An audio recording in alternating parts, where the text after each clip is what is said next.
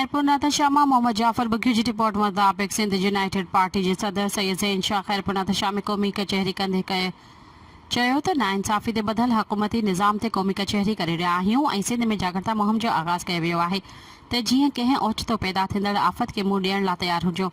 जेकॾहिं असांजी जाग्राफ़ियाई हदुनि सां छेड़छाड़ जो को मनसूबो जोड़ियो वञे त उन जो मुक़ाबिलो करे सघूं। असां अॻुवाट माहौल तयारु करे रहिया आहियूं। उन मुल्क में इंसाफ़ जे हुक्मरान कायम करण लाइ जिदोजहद करे रहिया आहियूं। हुन क़ौमी कचहरीअ में चयो त ग्रीन पाकिस्तान जहिड़ा मनसूबा सूबनि जी मिल्कियत जा हक़ तब्दील कया पिया वञनि। इन जी मिल्कियतनि जा हक़ कंपनियुनि खे ॾिना पिया वञनि। बरसात ऐं KPK में सिंध मिल्कियतुनि ते संदन मिल्कियतुनि ते कब्ज़ा करे रहिया आहिनि। इन मौक़े ते SUP जे मरकज़ी अॻवान रोशन बुर्ड़ो, मरकज़ी नायब सदर अमीर आज़ाद, ग़ुलाम मोहम्मद गाॾही, नज़ीर बबर अब्बास चांडियूं ऐं ॿियनि चयो त सिंध जा 28 करोड़ माण्हू अॼु बि ॿिनि वेलनि जी मानी नथा खाइनि। 2008 खां क़ाइम ज़रदारी हुकूमत सिंध जी तबाही ऐं बर्बादी करे छॾी आहे।